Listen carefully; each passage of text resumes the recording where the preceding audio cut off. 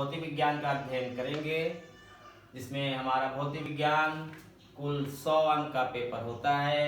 और ये 100 अंक का पेपर में 2 किताबें चलती हैं, भौतिक विज्ञान भाग 1, भौतिक विज्ञान भाग 2 और प्रयोगात्मक परीक्षा। भौतिक विज्ञान भाग 1 की जो पहली बुक है वो 35 अंक की है। भौतिक विज्ञान भाग 2 की दूसरी बुक 35 अंक, कुल मिलाकर के 70 अंक का एक पेपर होता है, जिसमें और 30 अंक का प्रैक्टिकल होता है। कुल मिलाकर के हमारा ये भौतिक विज्ञान 100 अंक का होता है।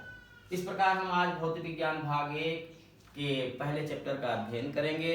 भौतिक विज्ञान का जो भाग 1 है कुल 5 इकाइयों में बटा हुआ है, जिसमें ये 5 इकाइयाँ क्रमशः इस प्रकार हैं।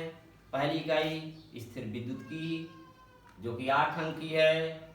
दूसरी इकाई धारा वैद्युत 7 अंक का है। तीसरा धारा का चुंबकीय प्रभाव तथा चुंबकत्व 8 अंक का है। और चौथा वैद्युत चुंबकीय प्रेरण तथा प्रत्यावर्ती धारा 8 अंक का है। पांचवा वैद्युत चुंबकीय तरंगे 4 अंक की है। इस प्रकार हमारा जो भौतिक विज्ञान भाग 1 है कुल 5 इकाइयों को मिला करके 35 अंक के नंबर का क्वेश्चन इस इकाई से आता है। कुल 5 इकाई से 35 नंबर का प्रश्न आएगा। इस भौतिक विज्ञान भाग 1 की जो पहली इकाई है स्थिर विद्युत की, ये स्थिर विद्युत की जो है 2 अध्यायों में बटी हुई है। अध्याय 1 विद्युत आवेश और विद्युत क्षेत्र और अध्याय 2 वैद्युत विभव और वैद्युत संधारित्र है, जिसमें हम पहले अध्याय विद्युत आवेश और विद्युत क्षेत्र का अध्ययन करेंगे। पहला अध्याय भी 2 टॉपिकों में बटा हुआ है। पहला टॉपिक वैद्युत आवेश और दूसरा टॉपिक वैद्युत क्षेत्र है। इस प्रकार हम 2 टॉपिकों में पहले टॉपिक वैद्युत आवेश का अध्ययन करेंगे। वैद्युत आवेश का अध्ययन करने से पहले हम स्थिर विद्युत की के बारे में जानना चाहते हैं। स्थिर विद्युत की क्या है?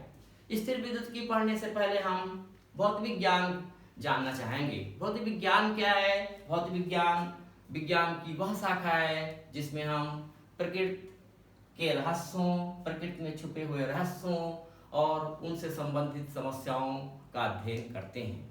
उसी प्रकार हमारे प्रकृति में एक रहस्य विद्युत आवेश भी छिपा था, जिसका खोज यूनानी वैज्ञानिक थेल्स ने ईसा पूर्व 600 वर्ष पहले किया था।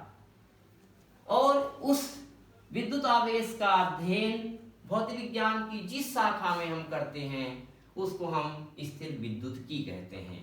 स्थिर विद्युत की भौतिक विज्ञान की वह शाखा है जिसके अंतर्गत स्थिर आवेश से उत्पन्न वैद्युत बल, विद्युत क्षेत्र और विद्युत विभव का अध्ययन किया जाता है। स्थिर विद्युत की कहलाता है। स्थिर विद्युत की से हम वैद्युत बल, वैद्युत क्षेत्र और वैद्युत विभव का अध्ययन करेंगे। स्थिर विद्युत की के अंतर्गत ही 4 टॉपिक हैं: वैद्युत आवेश, वैद्युत क्षेत्र, वैद्युत विभव और वैद्युत संधारित्र। इन चारों टॉपिकों में हम स्थिर आवेश का अध्ययन करते हैं, इसलिए हम इस पूरी इकाई को स्थिर विद्युत की कहते हैं। स्थिर विद्युत की का जो पहला अध्याय है वैद्युत आवेश और वैद्युत क्षेत्र, जिसमें हम जो पहला टॉपिक पढ़ेंगे वो है वैद्युत आवेश का। वैद्युत आवेश का अगर हम एक प्लानिंग बनाएं कि वैद्युत आवेश के अंतर्गत कितने पॉइंट हैं, तो हम देखते हैं इस अध्याय विद्युत आवेश और विद्युत क्षेत्र में वैद्युत आवेश में कुल 10 पॉइंटों में हम इसका अध्ययन करते हैं। हमारा जो पहला पॉइंट है वैद्युत आवेश है, दूसरा वैद्युत आवेश के प्रकार, तीसरा इलेक्ट्रॉनिक सिद्धांत के आधार पर धन तथा ऋण आवेश की व्याख्या, चौथा आवेश संरक्षण का सिद्धांत, पांचवा मूल आवेश, छठा आवेश की परमाणुकता जिसे हम आवेश का क्वांटीकरण भी कहते हैं, सातवां आवेश की गणितीय परिभाषा हम लोग पढ़ेंगे, आठवां कूलाम का नियम पढ़ेंगे और नौवां कूलाम के नियम का सदिश रूप और 10वां जो है पॉइंट बहुल आवेशों के बीच विद्युत बल। ये 10 मेन पॉइंट हैं। इस 10 मेन पॉइंट के अंतर्गत कुछ हम एक्स्ट्रा पॉइंट भी पढ़ेंगे, जैसे कि हम कूलाम के नियम के बाद निर्वात की वैद्युतशीलता पढ़ेंगे, उसके बाद वैद्युत विद्युत प्रावैद्युतांक भी पढ़ेंगे। इस प्रकार जो है कुल 10 पॉइंट के अलावा 1-2 एक्स्ट्रा पॉइंट भी हम इसमें स्टडी करते हैं।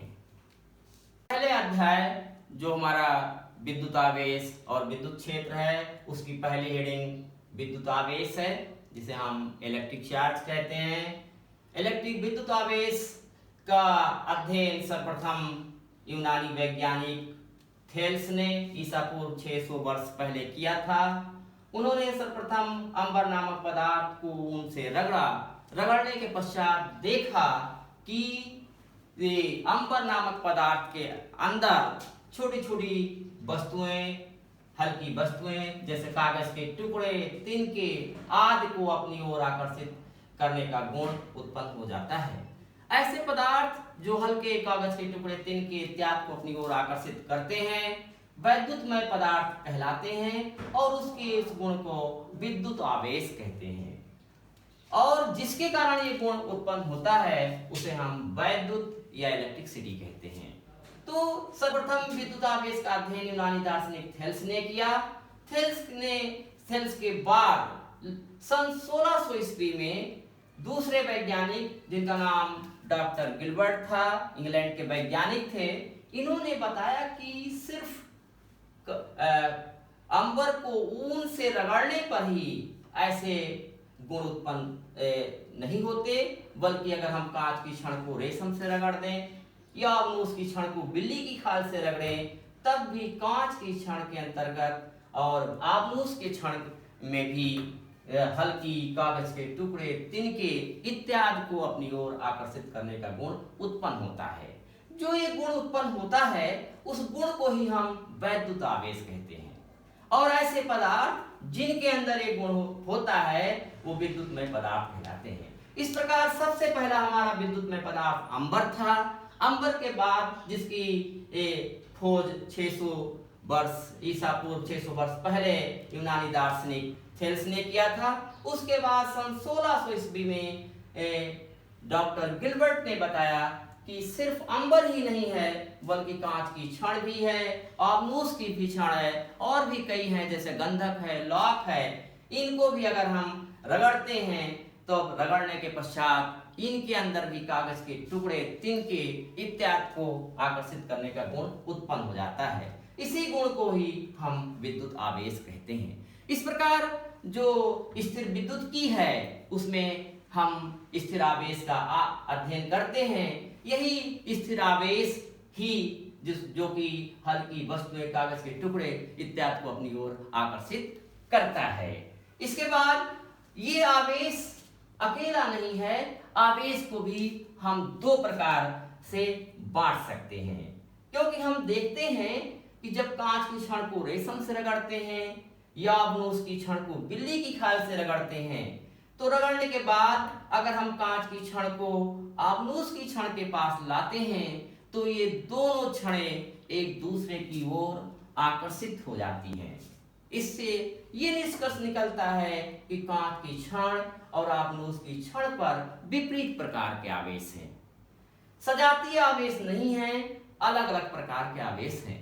और ये भी देखा गया अगर कांच की छड़ को रेशम से रगड़कर और दूसरी कांच की छड़ को फिर रेशम से रगड़कर दो कांच की छड़ें अगर एक दूसरे के पास लाते हैं तो इनके अंदर प्रतिकर्षण का गुण उत्पन्न होता है, एक दूसरे को प्रतिकर्षित करती हैं। इससे ये भी निष्कर्ष निकलता है कि दोनों कांच की छड़ों में समान प्रकार का आवेश है। जबकि हम कांच की छड़ को आबनूस की छड़ के पास लाते हैं तो कांच की छड़ और आबनूस की छड़ एक दूसरे को आकर्षित करती हैं। इससे ये निष्कर्ष निकलता है कि कांच की छड़ और आबनूस की छड़ में विपरीत प्रकार के आवेश हैं। इस विपरीत प्रकार के आवेश को ही अमेरिकी वैज्ञानिक फ्रैंकलिन ने कहा कि ये विपरीत प्रकार के आवेश को एक को हम धन आवेश कहते हैं, दूसरे को ऋण आवेश। उनका ये धन और ऋण आवेश जो कि सन 1750 ईस्वी में आवेश के प्रकार को बताया था, उन्होंने कहा कि कांच की छड़ में जो आवेश है और आबनूस की छड़ में जो आवेश है दोनों विजातीय हैं। ये दो प्रकार के हो सकते हैं, एक को धन आवेश कहा और दूसरे को ऋण आवेश। उनको धन और ऋण आवेश कहने का उनका एक कॉन्सेप्ट ये था कि अगर एक धन और एक ऋण को आपस में हम जोड़ते हैं तो कुल योग शून्य हो जाता है। अर्थात अगर हम कांच की छड़ को रेशम से नहीं रगड़े होते हैं तो कांच की छड़ पर किसी प्रकार का आवेश नहीं होता है। इसी प्रकार अगर हम कांच की छड़ को रेशम से रगड़ते हैं तो कांच की छड़ पर एक प्रकार का आवेश और रेशम पर में उसी प्रकार का विपरीत आवेश होता है। अगर हम कुल आवेश को मिला दें तो कुल आवेश शून्य आ जाता है। इसी कारण से अमेरिकी वैज्ञानिक फ्रैंकलिन ने बताया कि आवेश जो कि विजातीय हैं कांच की छड़ और आपनूस की छड़ पर, उन्हें हम धन आवेश और ऋण आवेश मान सकते हैं। इस प्रकार जो वैद्युत आवेश है दो प्रकार का होता है, धन आवेश और ऋण आवेश। इस प्रकार हम देखते हैं कि फ्रैंकलिन के अनुसार आवेश दो प्रकार का होता है, एक धन आवेश और दूसरा ऋण आवेश। जब हम कांच की छड़ को रेशम से रगड़कर और आपनूस की छड़ को बिल्ली की खाल से रगड़कर एक दूसरे के पास लाते हैं तो दोनों छड़ें एक दूसरे को आकर्षित करने लगती हैं। यहाँ हम देख रहे हैं चित्रानुसार। इसी प्रकार जब कांच की छड़ को कांच की छड़ के पास लाते हैं तो दोनों छड़ें एक दूसरे को प्रतिकर्षित करने लगती हैं। इस प्रकार समान आवेशों के बीच इससे स्पष्ट होता है कि समान आवेशों के बीच प्रतिकर्षण बल कार्य करता है और विपरीत आवेशों के बीच आकर्षण बल। इससे स्पष्ट हो गया कि कांच की छड़ और आपनूस की छड़ में विपरीत प्रकार के आवेश हैं। फ्रैंकलिन ने इन्हीं विपरीत आवेशों को धन और ऋण कहा, क्योंकि जब हम धन और ऋण को एक धन और एक ऋण को मिलाते हैं तो आवेश शून्य आता है, क्योंकि रगड़ने से पहले कांच की छड़ और आपनूस की छड़ पर किसी प्रकार का आवेश नहीं था, कुल आवेश शून्य था। इसी परिकल्पना के अनुसार फ्रैंकलिन ने आवेश को दो प्रकार धन और ऋण आवेश माना है, क्योंकि कुल आवेश धन और ऋण मिलके शून्य हो जाते हैं। अब हम विद्युत आवेश की जो तीसरा पॉइंट है, इलेक्ट्रॉनिक सिद्धांत के अनुसार धन तथा ऋण आवेश की व्याख्या, explanation of positive and negative charge on electronic theory के आधार पर भी हम धन और ऋण आवेश की व्याख्या कर सकते हैं। इसके अनुसार हम लोग जानते हैं कि प्रत्येक जो परमाणु है उसमें एक नाभिक पाया जाता है। नाभिक में प्रोटॉन, न्यूट्रॉन और इलेक्ट्रॉन नाभिक के चारों ओर चक्कर लगाते रहते हैं। और जैसे इलेक्ट्रॉन नाभिक की ओर चक्कर लगाते रहते हैं, जब किसी परमाणु से एक इलेक्ट्रॉन निकलता है तब उस पर एक धन आवेश हो जाता है, और जब कोई परमाणु इलेक्ट्रॉन लेता है तो उस पर उतने ही ऋण आवेश उत्पन्न होते हैं। इस प्रकार हम देखते हैं कि किसी परमाणु से इलेक्ट्रॉनों का निकलना अर्थात इलेक्ट्रॉनों की कमी धन आवेश को प्रदर्शित करती है और इलेक्ट्रॉनों की अधिकता ऋण आवेश को प्रदर्शित करती है। जैसे कि दिखाया गया है यहाँ चित्र में, सोडियम परमाणु है जिसमें एक नाभिक है। नाभिक में प्रोटॉन 11, न्यूट्रॉन 12 है। इसको इलेक्ट्रॉनिक विन्यास के आधार पर इसमें 3 कक्षाएं हैं, 3 कोष हैं। पहली कोष में 2, दूसरे में 8 और तीसरे में 1 इलेक्ट्रॉन है। जो ये आपका लास्ट वाला इलेक्ट्रॉन है, बाहरी कक्षा में जो इलेक्ट्रॉन है, ये चूंकि ये स्वतंत्र अवस्था में होता है, ये आसानी से परमाणु दे सकता है। अर्थात इलेक्ट्रॉनिक सिद्धांत के अनुसार जब कोई परमाणु इलेक्ट्रॉन का त्याग करता है, जितने इलेक्ट्रॉनों को त्याग करता है उस पर उतने ही धन आवेश आ जाते हैं, और कोई परमाणु जितने भी इलेक्ट्रॉनों को ग्रहण करता है उस पर उतने ही ऋण आवेश आते हैं। इस प्रकार जो इलेक्ट्रॉनों की अधिकता है ऋण आवेश को और इलेक्ट्रॉनों की कमी धन आवेश को प्रदर्शित करती है। इससे हम ये निष्कर्ष पर पहुंचते हैं कि जो हमारा वैद्युत आवेश है, जो आवेश जिसके अंदर हल्की वस्तुएं जैसे कागज के टुकड़े, तिनके आदि को आकर्षित करने का जो गुण उसके अंदर आता है, उसका वो कारण ये है कि जब हम कांच की छड़ को रेशम से रगड़ते हैं या आप उसकी छड़ को बिल्ली की खाल से रगड़ते हैं, इसका मतलब कि इनसे इलेक्ट्रॉनों का स्थानांतरण होता है। तो जिससे इलेक्ट्रॉनों का स्थानांतरण होता है, अगर वो छड़ इलेक्ट्रॉन को ग्रहण करती है तो छड़ ऋणावेशित हो जाती है। अगर छड़ से इलेक्ट्रॉन निकलते हैं तो छड़ जो है धन आवेशित हो जाती है। इस प्रकार छड़ों पर आवेश का आना या वैद्युत आवेश का आना इलेक्ट्रॉनों के स्थानांतरण पर निर्भर करता है। इस प्रकार जब हम वस्तुओं को रगड़ते हैं तो उनसे इलेक्ट्रॉनों का स्थानांतरण होता है, जिसके अनुसार आवेश उत्पन्न होते हैं और उसी आधार पर हम आवेश को दो प्रकार ऋण आवेश और धन आवेश में बांटते हैं। जो परमाणु या क्षण इलेक्ट्रॉन को ग्रहण करता है वो ऋण आवेशित, और जो इलेक्ट्रॉन को त्याग करता है जिसमें इलेक्ट्रॉन की कमी होती है वो क्षण जो है हमारी धन आवेशित हो जाती है। इस प्रकार धन आवेश और ऋण आवेश का होना इलेक्ट्रॉनों के स्थानांतरण पर निर्भर करता है। इस प्रकार जो हमारा पहला चैप्टर है विद्युत आवेश, उसका जो चौथा पॉइंट है आवेश संरक्षण, जिसको इंग्लिश में हम कंजर्वेशन ऑफ चार्ज कहते हैं। आवेश संरक्षण, इस सिद्धांत के अनुसार आवेश कुल आवेश सदैव संरक्षित रहता है। कुल आवेश सदैव संरक्षित रहता है क्योंकि हम देखते हैं जब कांच की छड़ को जब हमने रेशम से नहीं रगड़ा था, रगड़ने से पहले उस पर किसी प्रकार की वस्तुएं, हल्की वस्तुएं जैसे कागज के टुकड़े, तिनके इत्यादि को आकर्षित करने का गुण उत्पन्न नहीं हुआ था, अर्थात उस पर कुल आवेश शून्य था। लेकिन जब हम कांच की छड़ को रेशम से रगड़ देते हैं, रगड़ने के पश्चात कांच की छड़ से इलेक्ट्रॉनों का स्थानांतरण होता है, जिसके बाद कांच की छड़ पर एक प्रकार का आवेश और रेशम पर दूसरे प्रकार का समान आवेश उत्पन्न होता है। इस प्रकार कांच और रेशम में मिला करके बराबर और विपरीत आवेश होता है और जिसको हम कुल आवेश जीरो कह सकते हैं। इस प्रकार कांच की छड़ को रगड़ने से पहले और रगड़ने के बाद कुल आवेश जीरो ही था, अर्थात कुल आवेश हमेशा संरक्षित रहता है, कंजर्व रहता है। इसी प्रकार हम एक एग्जाम्पल में भी देख सकते हैं कि जब हम इलेक्ट्रॉन को पॉजिट्रॉन से मिलाते हैं तो दो गामा फोटॉन उत्पन्न होता है। इलेक्ट्रॉन पर एक ऋण आवेश है यहाँ पर, और यहाँ पर प्रोटॉन है या पॉजिट्रॉन है जिस पर एक धन आवेश है। एक ऋण आवेश और एक धन आवेश मिलाकर कुल आवेश जीरो है।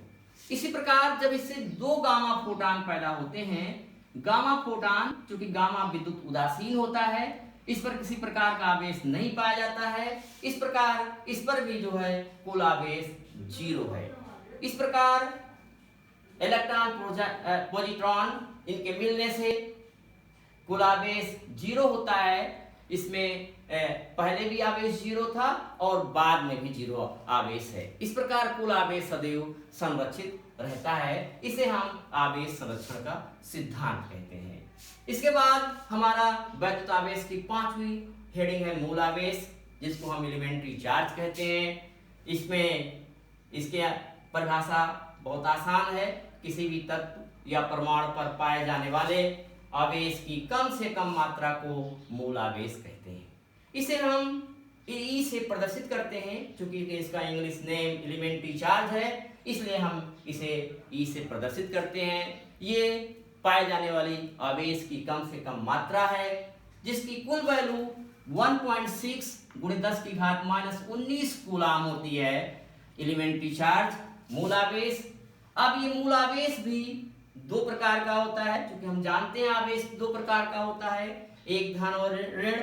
इस प्रकार हम इलेक्ट्रॉन पर पाए जाने वाले आवेश को ई माइनस या -1.6 × 10⁻⁻19 कूलाम, और प्रोटॉन पर पाए जाने वाले आवेश को ई प्लस 1.6 10⁻⁻19 कूलाम होता है। इसी प्रकार हम अन्य कणों पर पाए जाने वाले आवेश की मात्रा को निकाल सकते हैं। जैसे यहाँ पर अल्फा कण है, अल्फा कण को हम लोग जानते हैं, इसे हीलियम नाभिक कहा जाता है। हीलियम नाभिक के कारण इस पर जो है पाए जाने वाला आवेश +2e होता है, अर्थात मूल आवेश का 2 गुना होता है। ई की वैल्यू अगर हम 1.6 10 की घात माइनस 19 कूलाम रख दें तो प्लस 3.2 10 की घात माइनस 19 कूलाम आता है।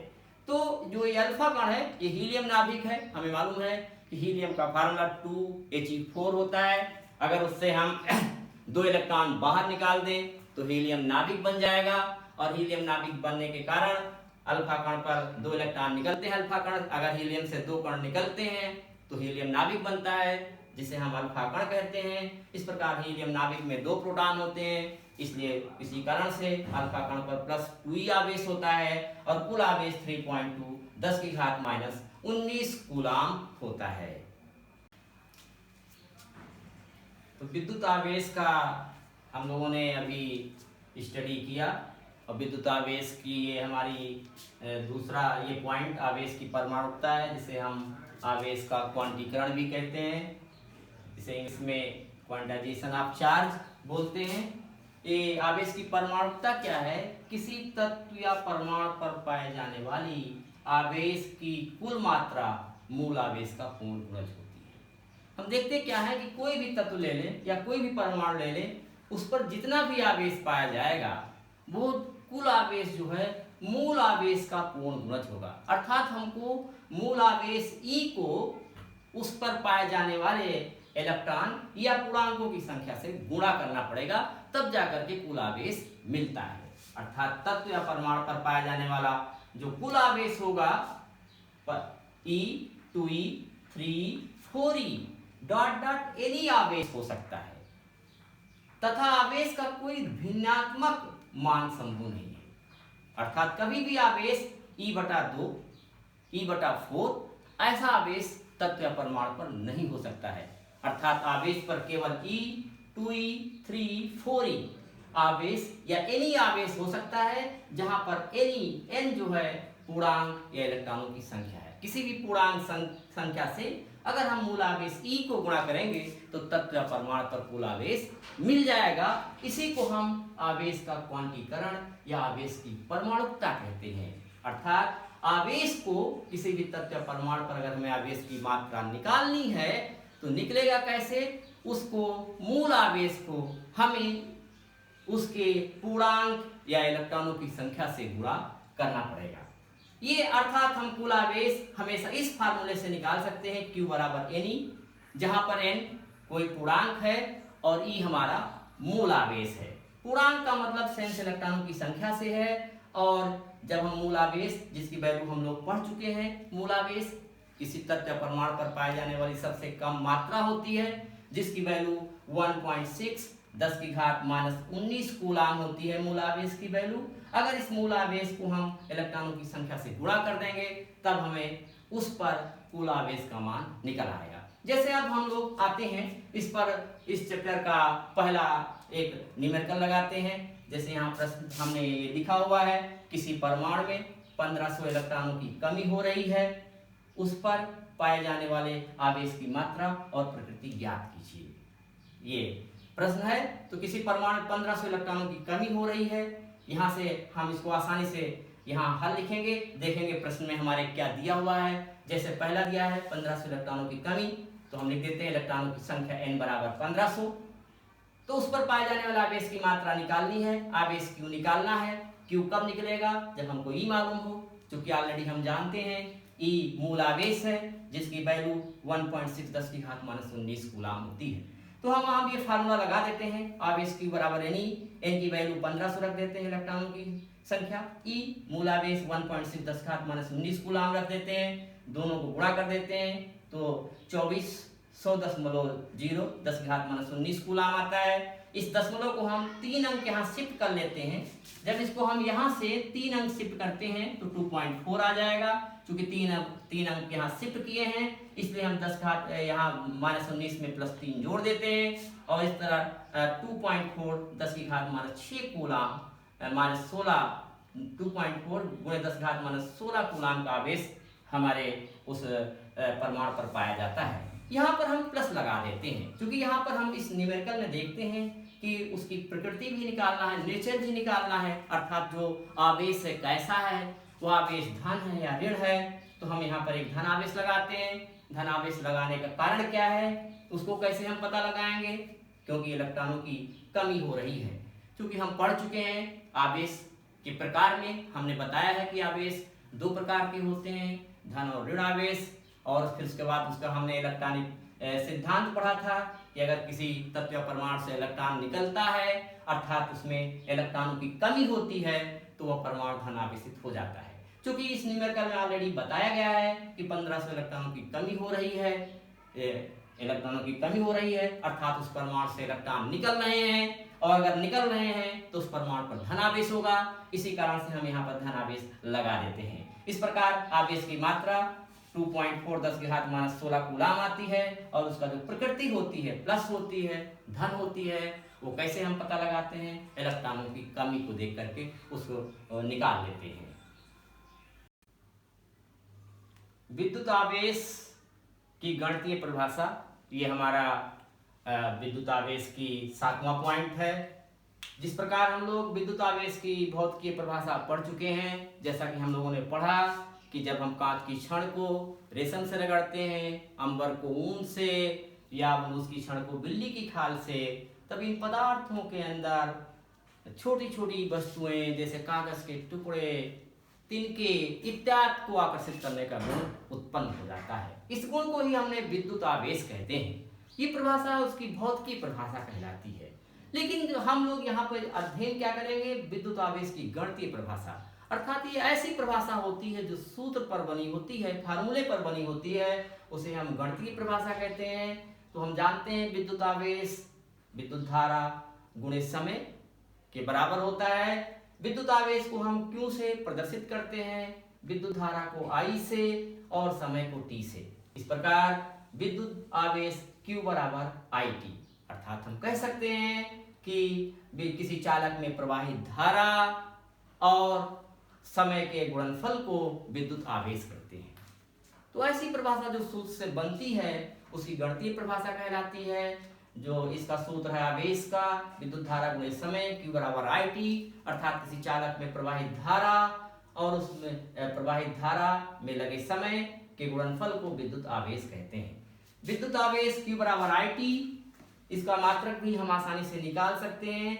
यहाँ पर I एम्पियर, विद्युत धारा का मात्रक एम्पियर है, समय T जिसका मात्रक सेकेंड है। इस प्रकार विद्युत आवेश का मात्रक एम्पियर इंटू सेकेंड होता है, जिसे हम कूलाम भी कहते हैं। क्योंकि इसकी खोज कूलाम ने की थी, इसलिए उन्होंने अपने नाम पर इसका मात्रक कूलाम रख दिया।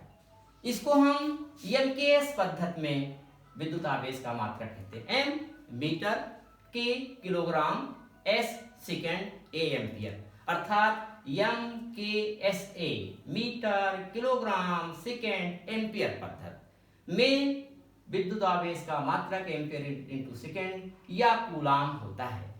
जिस प्रकार हम भौतिक विज्ञान जो कि 11 में पढ़ चुके हैं, वहां पर हम MKSA पद्धति का अध्ययन करते हैं, मीटर, किलोग्राम, सेकेंड पद्धति का अध्ययन करते हैं। उसी प्रकार हम 12th की क्लास में MKSA पद्धति का अध्ययन करते हैं, जिसे हम मीटर, किलोग्राम, सेकेंड, एम्पियर पद्धति कहते हैं, जिसमें हम एक्स्ट्रा A जोड़ देते हैं। यहाँ पर MKS 11 में पढ़ते हैं हम लोग, और 12 की क्लासों में हम MKSA पद्धति कहते हैं, मीटर, किलोग्राम, सेकेंड, एम्पियर पद्धति, अर्थात यहाँ पर विद्युत धारा का भी अध्ययन करते हैं, इसलिए हम विद्युत आवेश का मात्रक एम्पियर इंटू सेकेंड या कूलाम कहते हैं। यहाँ पर हम निकाल भी सकते हैं, अगर निकालना चाहें विद्युत आवेश का विमीय सूत्र भी आसानी से निकाला जा सकता है। चूंकि हम जानते हैं धारा I एम्पियर है मात्रक, इसलिए इसको हम A से लिखते हैं, समय T सेकेंड है, इसको T से, अर्थात विद्युत आवेश का जो विमीय सूत्र है AT होता है। इस प्रकार हम भौतिक विज्ञान जो 12th क्लास में हम लोग पढ़ते हैं, उसका पहला विमीय सूत्र हमको आवेश का मिलता है, उसका विमीय सूत्र AT होता है। अब जब कभी भी हमें आवेश की जरूरत पड़ेगी AT लिख देंगे, और जब विद्युत धारा का विमीय सूत्र लिखना होगा तो A लिखेंगे विद्युत धारा के लिए, और आवेश के लिए AT लिखेंगे।